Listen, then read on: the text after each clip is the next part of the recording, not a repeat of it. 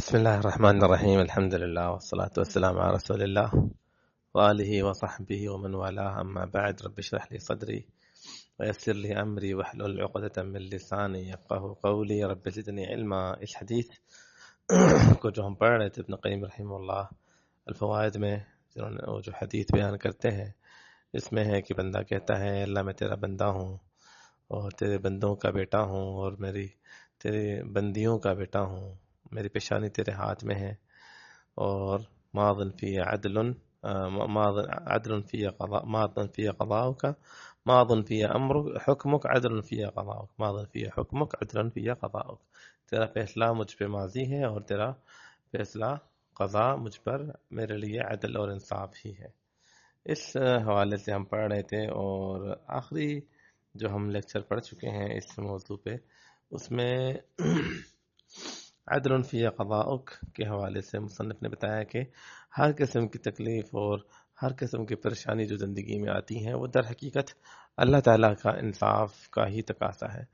اس حوالے سے کچھ اہل بدعت کے اقوال اور ان کے جوابات اور اہل سنت کا کیا منہج ہے، یہ آگے مصنف رحمہ اللہ بیان کرتے ہیں۔ یہ ضروری ہے، انسان جب علم سیکھتا ہے تو حق کو بھی جاننا ضروری ہے اور باطل کو بھی جاننا ضروری ہے، جس طرح اللہ کے رسول صلی اللہ علیہ وسلم کی دعاؤں میں یہ دعا بھی ہے، اللہم ارنا الحق حقا وارزقنا اتباعہ، اے اللہ ہمیں حق کو بطور حق دکھا دے اور اس حق کی پیروی کرنے کا کہ ہمیں توفیق عطا فرما، وارنا الباطل باطلا، اور باطل بھی دکھا دے ہمیں لیکن بطور باطل، وارزقنا اجتنابہ، اور اس باطل سے ہمیں بچا دے۔ تو باطل کو جاننا بھی ضروری ہے۔ اہل بدعت، اہل باطل کے مناہج، ان کے عقیدے کو ہم جانیں گے تو ہی اس سے بچیں گے نا، ہمیں نہ پتہ ہو تو پھر کیسے بچ سکتے ہیں؟ تو اس لیے مصنف رحمہ اللہ قضاء اور قدر کے حوالے سے، کیونکہ قضاء اور قدر یہ ایک بہت ہی اہم موضوع ہے، اور ابن قیم رحمہ اللہ نے اپنی ایک کتاب میں تو باقاعدہ اس حوالے سے بڑی لمبی چوڑی جو ہے نا انہوں نے اس بارے میں کتاب لکھی ہے، اور بہت گہرائی سے انہوں نے اس موضوع پہ باتیں کی ہے۔ شفاء العلیل نامی کتاب ہے، اگلی کلاس میں بھی انہوں نے اپنی اس کتاب کا ذکر بھی کیا ہے، جو انشاءاللہ ہم اگلی کلاس پڑھیں گے۔ تو اس میں انہوں نے اور تیمیہ رحمہ اللہ نے بھی قضاء اور قدر کے حوالے سے بڑی جامع گفتگو کی ہے۔ تو یہ اہم ایک موضوع ہے جس پہ اہل سنت والجماعت کا منہج اس میں جو ہے نا وہ نمایاں اور واضح ہے۔ آئے پڑھتے ہیں، ابن قیم رحمہ اللہ فرماتے ہیں فَإِن قِیل، کہ اگر یہ کہا جائے فَالْمَعْصِيَةُ عِنْدَكُمْ بِقَضَائِهِ وَقَدَرِهِ، کہ تمہارے نظر میں انسان جب نافرمانی کرتا ہے، گناہ کرتا ہے، تو یہ بھی اللہ تعالیٰ کا قضاء اور قدر ہے، یہ بھی اللہ کا فیصلہ ہی ہے۔ فَمَا وَجْهُ الْعَدْلِ فِي قَضَائِهَا، تو گناہ اگر اللہ نے میرے نصیب میں لکھ لیا کہ میں گناہ کروں تو اس میں کون سا انصاف ہے؟ فَإِنَّ الْعَدْلَ فِي الْعُقُوبَةِ عَلَيْهَا غَيْرُ ظَاهِرٍ، اب اس گناہ پہ جو گناہ اللہ نے میرے نصیب میں لکھ لیا ہے، جب میں وہ گناہ کرتا ہوں تو اس پر اگر مجھے سزا دی جاتی ہے تو یہ تو سمجھ میں آنے والی بات نہیں ہے۔ فإن العدل في العقوبة عليها غير ظاهر، اس گناہ پہ سزا واضح نہیں ہے۔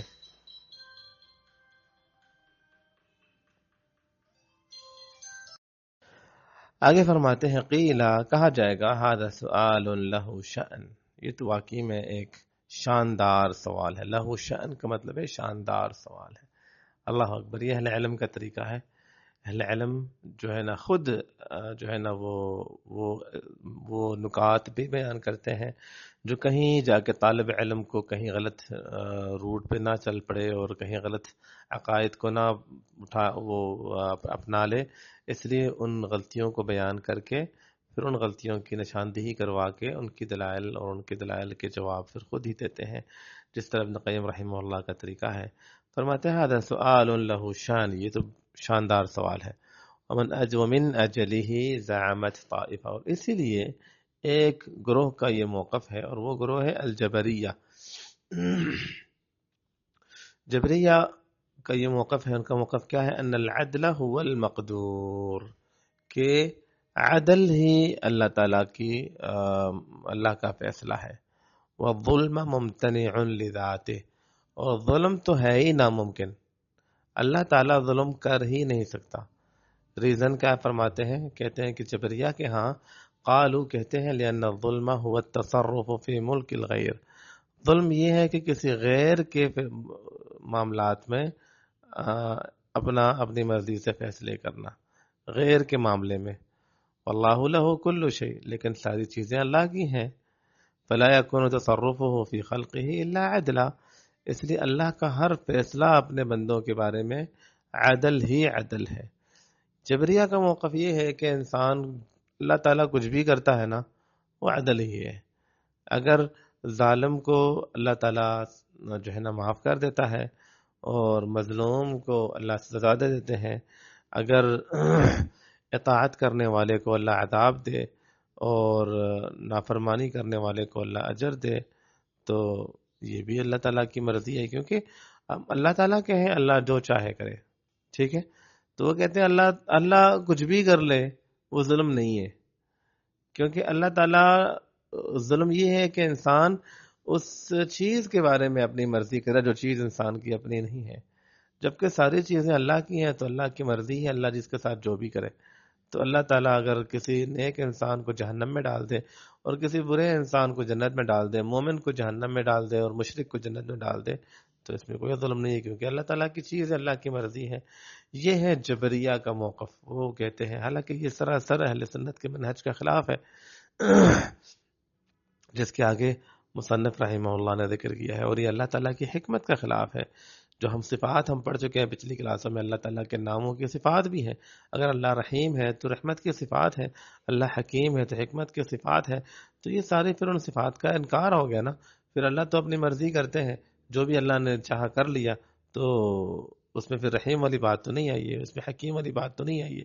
تو یہ اللہ کے صفات کا در حقیقت انکار ہے، جس طرح آگے مصنف اس کی وضاحت کرتے ہیں۔ آگے فرماتے ہیں وقال الطائفہ، اور ایک جماعت کا یہ بھی کہنا ہے، یہ ایک جماعت نے کہا ہے، جو پچھلی بات ہم پڑھ چکے ہیں جو کہ جبریہ کا کہنا ہے، اور ایک جماعت کا کہنا ہے جو کہ معتزلہ ہے، قدریہ ہے۔ ان کا کیا کہنا ہے جی؟ قدریہ جو کہتے ہیں العدل انہ لا يعاقب على ما قضاه وقدره، عدل یہ ہے کہ اللہ تعالیٰ جو خود فیصلہ کرتا ہے نا اس پر سزا نہ دے۔ مطلب یہ ہے کہ اگر اللہ نے میرے بارے میں فیصلہ کر لیا ہے نا کہ میں گنہگار ہوں، تو اس میں میری تو غلطی نہیں ہے، اس لیے انصاف یہ ہے کہ اللہ مجھے اس پر سزا بھی نہیں دیں گے۔ اگر اللہ نے یہ فیصلہ کر لیا ہے میرے بارے میں کہ میں شرابی ہوں نا، تو اللہ کا فیصلہ، میری تو اس میں غلطی نہیں ہے، تو اس نے مجھے سزا بھی نہیں دیں گے۔ تو قدریہ کا موقف اور معتزلہ کا موقف یہ ہے کہ انصاف یہ ہے کہ جو تقدیر اللہ خود لکھتے ہیں اس پر اللہ سزا نہ دے۔ فلما حسن منه العقوبة على الذنب، جبکہ اللہ تعالیٰ کا فیصلہ ہے کہ اللہ نے گناہ پر سزا دینا ہے، علم جان لیا گیا انه ليس بقضائه وقدره، کہ جب انسان گناہ کر رہا ہوتا ہے، نافرمانی کر رہا ہوتا ہے، تو یہ اللہ نے تقدیر میں یہ بات نہیں لکھی ہوتی ہے۔ گناہ اور ہمارے نافرمانیاں یہ تقدیر میں یہ چیزیں نہیں لکھی ہوئی ہیں۔ مطلب قدریہ اور معتزلہ کا جو منہج ہے، جو سراسر اہل سنت کے منہج سے سراسر خلاف ہے، اور جہالت اور گمراہی کا منہج ہے، اور قدریہ اور جو ہم پہلے پڑھ چکے ہیں جبریہ، ان کا منہج بھی سراسر گمراہی اور جہالت کا منہج ہے، اور اہل سنت کا منہج ہی صرف حق کا منہج ہے۔ یہ جو دونوں اہل باطل اہل بدعت کا منہج ہے وہ یہ ہے، جو معتزلہ ہے ان کا کہنا یہ ہے کہ کیونکہ اللہ تعالیٰ کبھی بھی اس فیصلے پر سزا نہیں دیں گے جو اللہ نے خود فیصلہ کیا ہو۔ اگر اللہ نے فیصلہ کیا ہے ابو جہل کے بارے میں کہ ابو جہل جو ہے نا وہ شرک پہ ہی مرے گا، فرعون کے بارے میں اللہ نے فیصلہ کیا ہے کہ وہ شرک پہ ہی مرے گا، تو پھر ان کو سزا دینا یہ تو پھر انصاف نہیں ہے نا، کیونکہ تو فرعون کی تو غلطی نہیں تھی، یہ تو ظاہری بات ہے اللہ نے خود لکھا ہے۔ تو اس سے ان کا موقف یہ ہے قدریہ کا، معتزلہ کا، کہ اس سے یہ معلوم پڑ رہا ہے کہ تقدیر جو نافرمانی والی تقدیر ہے یہ اللہ نے نہیں لکھی، کیونکہ قدریہ کا یہ منہج ہے کہ انسان اپنے اعمال کا خود اپنے تقدیر کو خود لکھتا ہے۔ ہم جب کرتے ہیں اللہ تعالیٰ کے علم میں کچھ بھی نہیں ہے، ہم کرتے ہیں تو وہ لکھا جاتا ہے۔ یہ سراسر جہالت اور سراسر گمراہی اور قرآن اور حدیث کے سراسر خلاف یہ منہج ہے۔ دونوں اہل بدعت کا منہج سراسر قرآن اور حدیث کے خلاف ہے، جس کے آگے ابن قیم رحمہ اللہ وضاحت کرتے ہیں۔ فلما علم انه ليس بقضاء فيكون العدل هو جزاؤه على الذنب بالعقوبة والذنب اما في الدنيا واما في الآخرة۔ تو وہ کہتے ہیں کہ کیونکہ تقدیر اللہ نے نہیں لکھا ہے، اللہ نے تقدیر میں نہیں لکھا ہے کہ انسان گناہ کرے گا، انسان اپنی مرضی سے گناہ کرتا ہے، اس لیے پھر اللہ تعالیٰ، کیونکہ وہ اللہ نے تو نہیں لکھا، انسان کی مرضی تھی، انسان نے اپنی مرضی سے گناہ کیا ہے، اس لیے پھر اللہ تعالیٰ اس گناہ پہ سزا دیتے ہیں بالعقوبتی، سزا کے ذریعے، والذم اور اس کی مذمت کر کے دنیا میں یا پھر آخرت میں۔ تو یہ اہل بدعت کا منہج ابن قیم رحمہ اللہ بیان کرتے ہیں۔ پھر آگے فرماتے ہیں ان دونوں کی جہالت کی وضاحت کرتے ہیں، فرماتے ہیں وَصَعُبَ عَلَى هَؤُلَاءِ الْجَمْعِ، اس لیے ان لوگوں کے لیے مشکل ہوا اس بات میں، ان دو باتوں کو جمع کرنا، العدل و بین القدر، عدل اور اللہ کی تقدیر، دونوں باتوں کو ایک ساتھ کیسے جمع کیا جا سکتا ہے کہ اللہ انصاف بھی کر رہا ہے اور اللہ نے تقدیر خود بھی لکھا ہے۔ وہ ان دو باتوں کو وہ ایکسپلین ہی نہیں کر پا رہے ہیں اور ان دونوں باتوں کو جمع نہیں کر پا رہے ہیں، کہ ان کا کہنا یہ ہے کہ جب تقدیر اللہ نے لکھا ہے تو پھر گناہ جب انسان کا اللہ نے لکھا ہے تو پھر اللہ سزا دے رہے ہیں، تو پھر یہ انصاف تو نہیں ہوا۔ تو اگر اللہ انصاف کرنے والے ہیں تو پھر اللہ نے تقدیر نہیں لکھی ہے، اور اگر تقدیر اللہ نے لکھی ہے تو اللہ انصاف نہیں کر رہے ہیں۔ یہ ان کو یہ اشکال پیش آیا۔ فزعموا، تو ان کا کہنا ہے ان من اثبت القدر لم يمكنه ان يقول بالعدل، کہ جو تقدیر کو مان لے وہ اللہ تعالیٰ کو عادل نہیں سمجھے گا، ومن قال بالعدل، اور جو عدل کو مان لے وہ اللہ تعالیٰ کو تو وہ تقدیر کو نہیں مانے گا۔ کما صعب علیہم، اسی طریقے سے ان دونوں فرقوں پہ یہ مشکل ہو گیا جمع کرنا بین التوحید و اثبات الصفات، توحید کو اور اللہ کی صفات کو ماننے میں، دونوں کو ایک ساتھ ماننا ان کے لیے مشکل ہوا۔ فزعموا، تو ان کا یہ کہنا ہے انہم لا يمكنهم اثبات التوحید الا بانکار الصفات، یہ اہل بدعت کا منہج ہے۔ اس لیے مصنف رحمہ اللہ نے پچھلی کلاسیں جو ہم نے پڑھی ان میں اللہ کے صفات پر انہوں نے بہت لمبی چوڑی بات کی، کیونکہ یہ اہل سنت کا بنیادی منہج ہے کہ جو اللہ کے صفات، اللہ کے نام ہے نا، جس طرح اللہ کا نام ہے الرحمن رحم کرنے والا، الرحیم رحم کرنے والا، الملک بادشاہ، جو ہے نا الحکیم حکمت والا، تو اہل بدعت کا موقف یہ ہے کہ الحکیم یہ اللہ کا نام ہے بس۔ جس طرح انسانوں میں اگر کسی انسان کا نام رکھا ہے رئیس، کسی انسان کا نام ہے رئیس، ٹھیک ہے، لیکن وہ انتہائی چول کنجوس انسان ہے، تو کہتے ہیں نام ہونے کا مطلب یہ نہیں کہ وہ رئیس کا مطلب یہ نہیں کہ اس کے اندر رئیسانہ صفت موجود ہے، رئیس جسٹ ایک نام ہے بس اور کچھ نہیں۔ اسی طریقے سے ہم دیکھتے ہیں لوگوں کے ناموں میں سے جو ہے نا حکیم، لیکن اس انسان میں حکمت نام کی کوئی چیز نہیں ہے، ٹھیک ہے، اور ایک بالکل ناسمجھ انسان ہے۔ تو اس طرح وہ کہتے ہیں نام کا مطلب یہ نہیں کہ صفات بھی، تو کہتے ہیں اللہ کے نام ہے، یہ جو اللہ کے نام ہے نا، اللہ کے اسماء الحسنہ، یہ اللہ کے نام ہے بس، یہ اللہ کے صفات نہیں ہے۔ تو وہ اللہ تعالیٰ کے معاملے میں اہل بدعت کا منہج عجیب ترین منہج ہے، اور وہ اس میں وہ کبھی یہاں جاتے ہیں کبھی وہاں جاتے ہیں، کبھی اللہ کے کسی نام کا انکار کرتے ہیں، کبھی کسی صفت کا انکار کرتے ہیں، کبھی کسی کی تعویل کرتے ہیں۔ اور یہ معاملہ تب پیش آتا ہے جب انسان قرآن اور حدیث کو اپنے فہم سے سمجھنے کی کوشش کرتا ہے اور سلف و صالحین کے منہج کو چھوڑ دیتا ہے۔ جب ہر وہ انسان جو صرف کتابوں سے علم سیکھ کے یا اہل بدعت سے علم سیکھ کے پھر خود سے قرآن اور حدیث کو سمجھنے کی کوشش کرتا ہے، پھر وہ گمراہیوں میں ایسے ہی بھٹکتا ہے، پھر وہ رات کے اندھیرے میں تیر چلانے والا بن جاتا ہے۔ ظاہری بات ہے جو رات کے اندھیرے میں تیر چلائے گا اس کے نشانے ہمیشہ غلط نشانے پہ جائیں گے اور وہ نقصان ہی پہنچائے گا نا۔ تو وہ پھر ہمارے معاشرے میں ہم دیکھیں گے کہ وہ لوگ جنہوں نے کسی استاد جید عالم دین سے علم نہیں سیکھا ہو یا صرف کتابوں سے علم سیکھا ہو، وہ پھر اس طرح کے خزعبلات اور اس طرح کی جاہلانہ باتیں اور پیش کرتے ہیں، کیونکہ ان سے وہ معاملات ان سے حل نہیں ہوتے۔ ابن قیم رحمہ اللہ نے ان ساری باتوں کا یہاں پہ ان ساری باتوں کی وضاحت کی ہے، کیونکہ وہ ایک اچھے استاد ایک ابن تیمیہ رحمہ اللہ کے شاگرد تھے، اور توحید کے معاملے میں ابن قیم رحمہ اللہ کی کتابیں بے مثال کتابیں ہیں۔ فرماتے ہیں کہ انہم لا يمكنهم اثبات التوحید الا بانکار الصفات، تو انہوں نے یہ اہل بدعت کا موقف ہے کہ توحید کو ماننا ہے تو صفات سے انکار کرنا ہوگا، اللہ کے صفات اور توحید کو اکٹھا جمع نہیں کر سکتے۔ فصار توحیدہم تعطیل، اب ان کی تو توحید جو ہے نا وہ اللہ کے صفات کا انکار کرنا ہے، وعدلہم، اور ان کا عدل، اللہ کو عادل اگر وہ مان لیتے ہیں تو پھر وہ اللہ کی تقدیر کا انکار کر لیتے ہیں۔ یہ اہل بدعت کا معاملہ ہے، لیکن اہل سنت کا کیا معاملہ ہے؟ اس معاملے میں آگے فرماتے ہیں اما اہل السنہ، اور جہاں تک بات اہل سنت کس کو کہتے ہیں؟ ہمارے ہاں تو ہر کوئی اہل سنت ہے، نہ سارے اہل سنت ہے۔ اہل سنت وہ ہے جو اللہ کے رسول صلی اللہ علیہ وسلم کی سنت کو اپناتے ہیں، قرآن اور حدیث ان کا منہج ہے، اور قرآن اور حدیث کے مطابق ان کا عقیدہ بھی قرآن اور حدیث سے، ان کے فقہی مسائل میں بھی قرآن اور حدیث ہے، ان کا علم کا آغاز اور انتہا قرآن اور حدیث ہے۔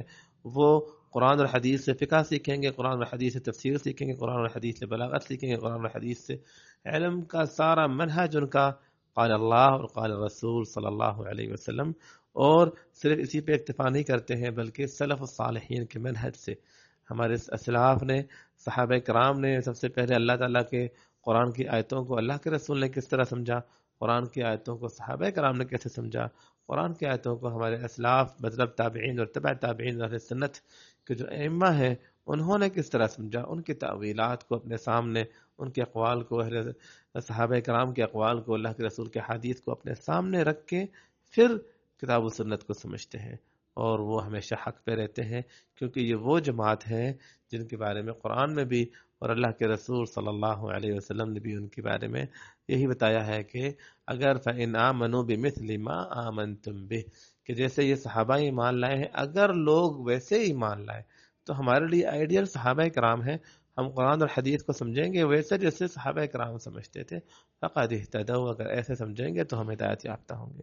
تو اہل بدعت کا معاملہ یہ ہے کہ وہ کتاب و سنت سے ہٹ کے اپنے مطابق اپنے معانی اور اپنے مفہوم اپنے خود سے باتیں کرتے ہیں۔ اہل سنت کا منہج یہ ہے کہ وہ قرآن اور حدیث سے اپنا منہج لیتے ہیں، ان کا عقیدہ قرآن اور حدیث پر منحصر ہے۔ کہتے ہیں اما اہل السنہ، اہل سنت کے پھر بہت سارے نام ہیں، اہل سنہ ہے، اہل الکتاب والسنہ ہے، موحد ہے، توحید پہ ہے، الگ الگ نام الگ الگ اوقات میں۔ نام مقصد نہیں ہوتا، نام تو ایک امتیاز ہے، جہاں پہ اہل بدعت کی جب آپ بات کریں گے تو آپ اپنے آپ کو اہل سنت کہیں گے کہ یہ بدعت ہے، ہم سنت پر چلنے والے ہیں۔ یہ جس طرح جہاں پہ کفار کی بات ہو وہاں ہم مسلمان اپنے آپ کو کہیں گے کہ یہ کافر ہے تو ہم مسلمان ہیں۔ وہ تو ایک امتیاز، جہاں پہ ظاہر سی بات ہے جب اہل بدعت کے فرقے سامنے آتے ہیں تو ان سے امتیاز کے لیے ہمیں اپنا کوئی پہچان بتانا پڑتا ہے کہ یہ اس کی یہ پہچان ہے تو پھر میری یہ پہچان ہے۔ یہ اپنی علماء کی باتوں پہ اگر فخر کرتا ہے تو میں اپنے اللہ اور اس کے رسول صلی اللہ علیہ وسلم کی باتیں میرے لیے کافی ہیں۔ اور جہاں بدعت، پہلے یہ فرقے نہیں تھے کیونکہ سارے لوگ کتاب و سنت کو ماننے والے، جب اہل بدعت آئے پلیٹ فارم میں، جب اہل بدعت کا کردار شروع ہوا تب اہل سنت کو، صحابہ کرام کو بھی کہنا پڑا کہ ہم اہل سنت ہیں۔ صحابہ کرام نے یہ اہل سنت، اہل الحدیث، اہل الاثر اور یہ الفاظ ہمیں کتاب و سنت سے ملتے ہیں، صحابہ کرام کے اقوال سے ملتے ہیں۔ تو مقصد نام رکھنا نہیں تھا حزب اللہ، مقصد نام رکھنا نہیں تھا، مقصد یہ بتانا تھا کہ انسان حق پہ رہے اور حق کو اپنائے اور سنت کو اپنائے اور سنت کے ساتھ چلتا رہے۔ تو انسان اپنے آپ کو اہل سنت کہے لیکن وہ اہل بدعت میں سے ہو تو اہل سنت کہنے سے وہ اہل سنت میں سے نہیں بنے گا۔ نام لوگوں نے بڑے بڑے خوبصورت نام رکھے ہوتے ہیں اپنے، لیکن صرف کسی نے اپنا نام اہل قرآن رکھا ہے، کسی نے اپنا نام رکھا ہے کہ ہم مسلمین ہیں، ہم خود کو مسلمان کہتے ہیں۔ نام الگ الگ رکھے ہیں لیکن بات یہاں پہ ہے منہج کا، کہ منہج آپ کا کتاب و سنت کے مطابق ہونا ضروری ہے۔ اگر منہج کتاب و سنت کے مطابق ہے پھر نام میں خیر ہے، لیکن اگر منہج کتاب و سنت کے مطابق نہیں ہے تو آپ بے شک اپنا نام جو بھی رکھیں تو اس نام سے آپ نام کافی نہیں ہے، اللہ تعالیٰ کے ہاں ہمارے اعمال ضروری ہے۔ فرماتے ہیں جو اہل سنت ہیں یعنی سنت کو اپنانے والے ہیں فہم مثبتون للامرین، وہ دونوں باتوں کا اقرار کرتے ہیں، مطلب اللہ کے عدل کا بھی اقرار کرتے ہیں اور اللہ کے تقدیر کا بھی اقرار کرتے ہیں، اللہ کی توحید کا بھی اقرار کرتے ہیں، اللہ کی صفات کا بھی اقرار کرتے ہیں۔ والظلم عندهم هو وضع الشيء في غير موضعه، اور ان کے نزدیک ظلم یہ ہے کہ کسی چیز کو غلط جگہ میں رکھنا، جس طرح ہم پہلے ہی پڑھ چکے ہیں کہ تعذیب المطیع، جس طرح اطاعت کرنے والے کو سزا دینا، ومن لا ذنب له، اور جس کی غلطی نہیں اسے سزا دینا، وهذا قد نزه الله نفسه عنه في غير موضع من کتابه، اور اللہ نے اپنی کتاب میں بہت سارے جگہوں میں خود کو اس چیز سے پاک کیا ہے کہ وما ربک بظلام للعبید، اللہ بندوں پر ظلم کرنے والا نہیں ہے، ان اللہ لا یظلم مثقال ذرہ، اللہ ذرہ برابر بھی ظلم نہیں کرتا۔ اب سوال یہ آتا ہے کہ اگر اللہ تعالیٰ نے ظلم نہیں کرنا تو پھر میرے تقدیر میں اللہ نے لکھ لیا ہے کہ میں جو ہے نا وہ شرابی ہوں، میں بے نمازی ہوں، میں جھوٹا ہوں، تو اللہ نے لکھ لیا ہے تو ہی میں کر رہا ہوں. یہ آگے ہم پڑھیں گے. مصنف رحمہ اللہ نے اس بارے میں اچھی وضاحت کی ہے. آسان الفاظوں میں پہلے سمجھاؤں گا تاکہ آپ کے لیے مصنف رحمہ اللہ کی باتیں سمجھنے میں آسانی ہو. پہلی بات تو یہ یاد رکھیں اللہ تعالیٰ نے لکھا ہے اپنے علم کے مطابق کہ یہ انسان جھوٹ بولے گا, یہ انسان دھوکہ دے گا, یہ انسان جو ہے نا وہ فساد پھیلائے گا, یہ انسان شر پھیلائے گا, اور یہ اس کے پاس میرے نبی جائیں گے, میرا رسول جائیں گے, کتاب اللہ تعالیٰ کا کتاب, اللہ کی کتاب آئے گی, پیغام آئے گا, لیکن یہ ایمان نہیں لائے گا, اور رزلٹ کیا ہوگا؟ رزلٹ اس کا یہ ہوگا کہ یہ انسان جہنم میں جائے گا. یہ اللہ کا علم ہے, ٹھیک ہے. اور ایک اللہ تعالیٰ کی مشیت ہے. اللہ نے تو سارے بندوں کو, اللہ تعالیٰ چاہتے ہیں کہ سارے بندے ہدایت کی طرف آئیں, اسی لیے اللہ نے تو رسول بھیجے, اللہ نے نبی بھیجے, اللہ نے کتابیں بھیجی ہیں, اللہ نے حق کو واضح کیا.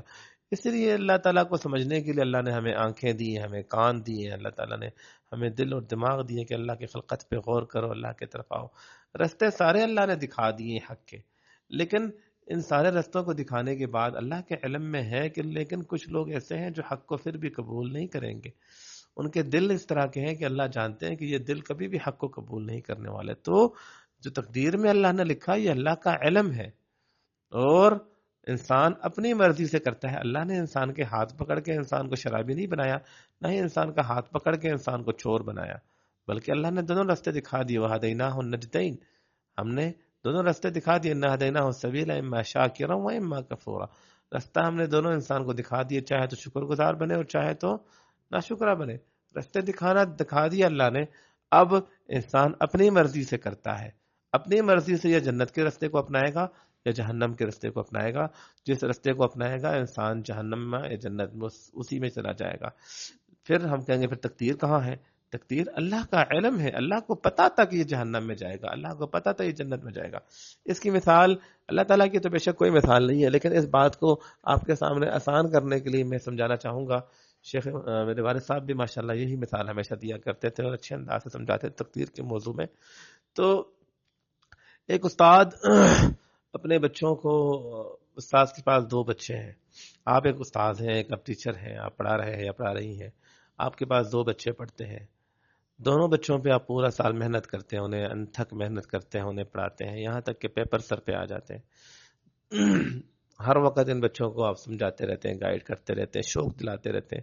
اب پیپر سر پہ آ گئے ہیں, آپ دونوں بچوں کو بلاتے ہیں, دونوں بچوں سے آپ کہتے ہیں کہ دیکھو بچوں, کل پیپر ہے, بورڈ کے پیپر ہے, سارا مستقبل انہیں پیپروں پہ ہے. اگر آپ لوگ اچھے نمبروں میں پاس ہوتے ہو, کامیاب ہوتے ہو, تو مستقبل آپ کا مستقبل بہترین ہوگا, آپ کامیاب ہو جاؤ گے, آپ کو یہ سہولیات ملیں گے.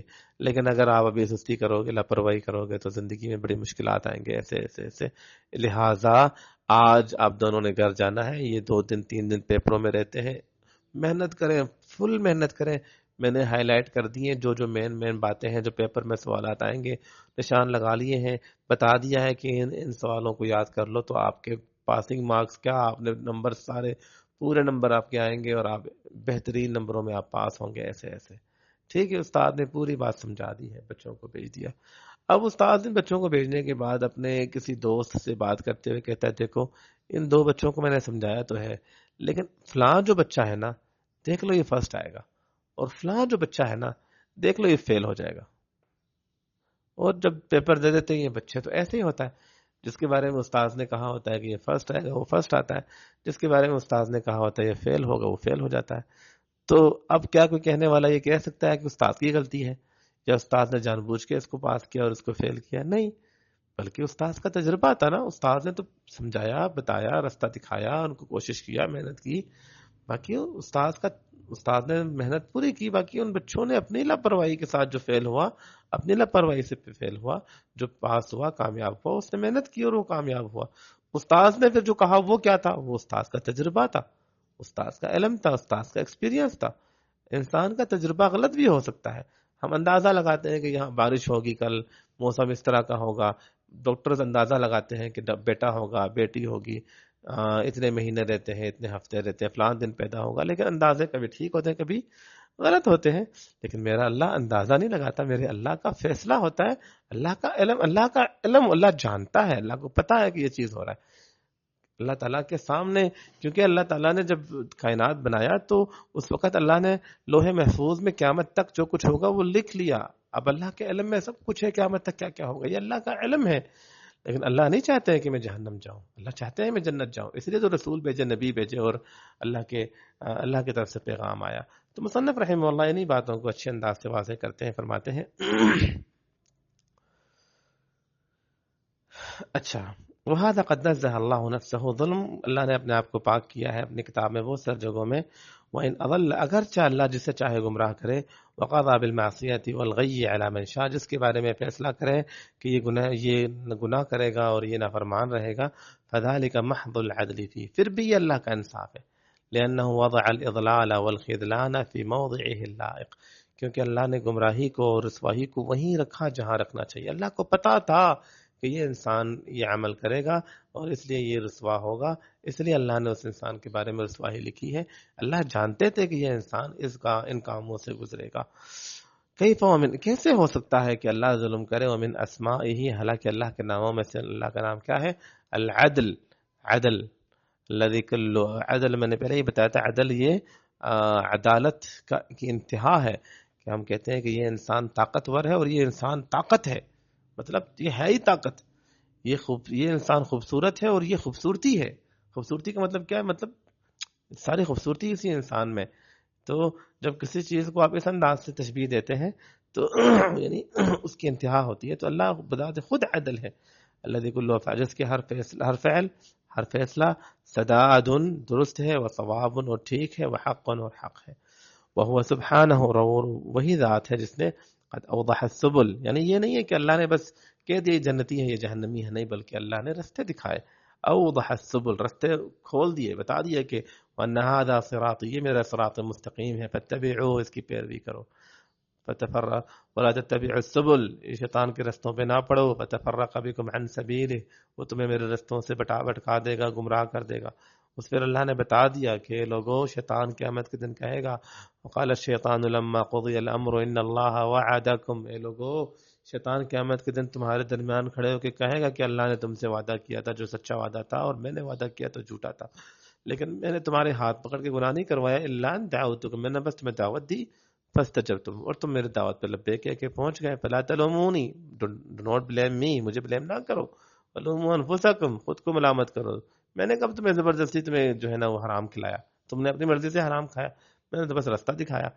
تو راستے بھی اللہ نے دکھائے، بتا دیے، قیامت کے بارے میں بتایا، رزلٹ بتایا، انجام بتایا، جو مشکلات آ سکتے ہیں وہ بتایا، حل بتایا، آسانیاں کی، اور وارسل الرسل، رسول بھیجے، رسلا مبشرین و منذرین، اللہ فرماتے ہیں یہ رسول جو خوشخبری دینے والے، ڈرانے والے، لئلا یکون للناس علی اللہ حجۃ بعد الرسل، تاکہ رسولوں کے آنے کے بعد کسی انسان کے پاس بہانہ نہ رہ جائے اللہ کے سامنے کہ یا اللہ مجھے تو کسی نے بتایا ہی نہیں تھا۔ نہ، اللہ تعالیٰ، جس طرح ہم نے پڑھا تھا نا، یعقوب داؤد علیہ السلام نے اپنی قوم کو جو آیت ہم پڑھ چکے ہیں کہ ما من دابۃ الا هو آخذ بناصیتها، تمام مخلوقات کی پیشانی اللہ کے ہاتھ میں ہے۔ اس کا مطلب یہ نہیں کہ اللہ اپنی مرضی سے جس کو جو چاہے اللہ کر لیتا ہے اور اس میں عدل اور انصاف کا تقاضا اللہ نہیں رکھتا، نہیں، بلکہ اللہ ان ربی علی صراط مستقیم، اللہ کے ہاتھ میں فیصلے ہونے کے باوجود وہ اللہ صرف اور صرف حق کے فیصلے کرتا ہے،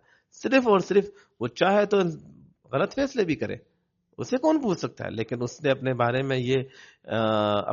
میں یہ فیصلہ کر لیا ہے کہ وہ انصاف کے ساتھ فیصلہ کرے گا، اس نے اپنے بارے میں یہ فیصلہ کر لیا، لکھ لیا اپنے بارے میں، وتمت کلمۃ ربک صدقا وعدلا، تیرے رب کے سارے فرمان پورے ہو گئے ہیں سچائی کے ساتھ اور انصاف کے ساتھ، لا مبدل لکلمات ہے، اس کی کلمات کو کوئی نہیں بدل سکتا، وہ جو چاہے کرے، لیکن اس کی مرضی یہ ہے کہ میں صرف اور صرف انصاف کے مطابق فیصلہ کروں گا، اور وہ ہمیشہ انصاف کے مطابق ہی فیصلہ کرتا ہے۔ فرماتے ہیں وَأَنزَلَ الْكُتُبَ، رسول بھیجے اللہ نے، کتابیں نازل کی، اصح العلل، جو مشکلات بہانے تھے انہیں اللہ نے صاف کر دیے، مکن من اسباب الہدایت والطاعہ، ہدایت اور طاعت کے رستے کھول دیے۔ کس طرح کھولے جی؟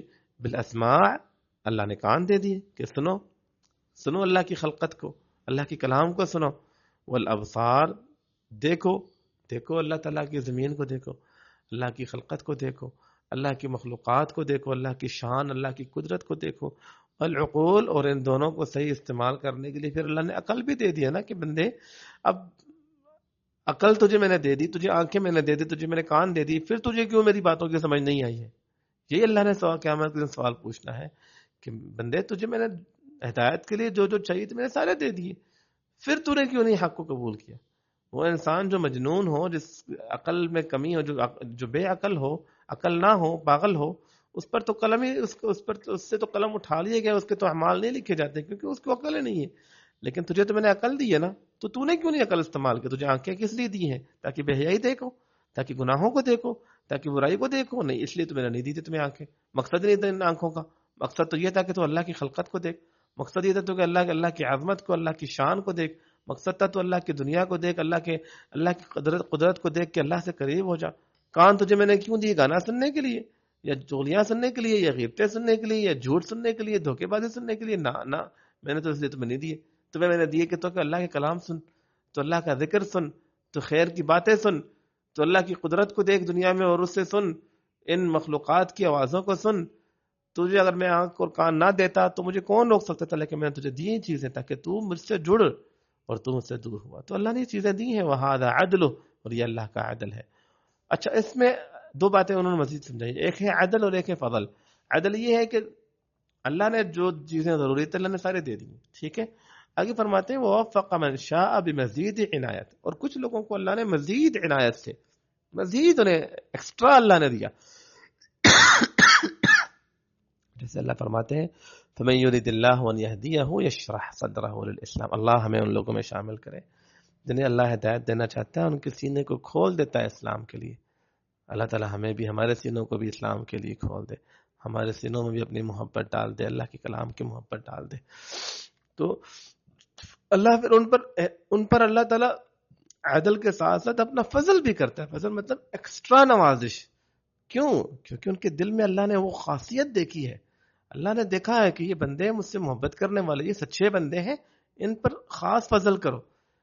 جس طرح پچھلی کلاسوں میں ہم پڑھ چکے ہیں کہ ایک بادشاہ جب آتا ہے تو اس کی وزیروں میں سے جو وزیر ہمیشہ اس کی استقبال میں آتا ہے اور جو وزیر ہمیشہ اس کی ہر بات کو مانتا ہے، تو بادشاہ کہتا ہے اس کو زیادہ نوازو، کیونکہ یہ میرے ان فرما بردار وزیروں میں سے ہے۔ یہ دنیا کی مثالیں شاید درست بھی نہیں ہے اللہ کے بارے میں مثالیں دینا، اللہ ہماری اصلاح فرمائے، لیکن صرف سمجھانے کے لیے کہ جب انسان اللہ کی فرما برداری کو اپنا لیتا ہے، اللہ سے محبت کر لیتا ہے اور اللہ تعالیٰ کو اپنے زندگی کا مقصد بنتا ہے، تو پھر اللہ صرف عدل نہیں بلکہ اللہ فضل کے ساتھ پیش آتا ہے۔ فضل کیا ہے؟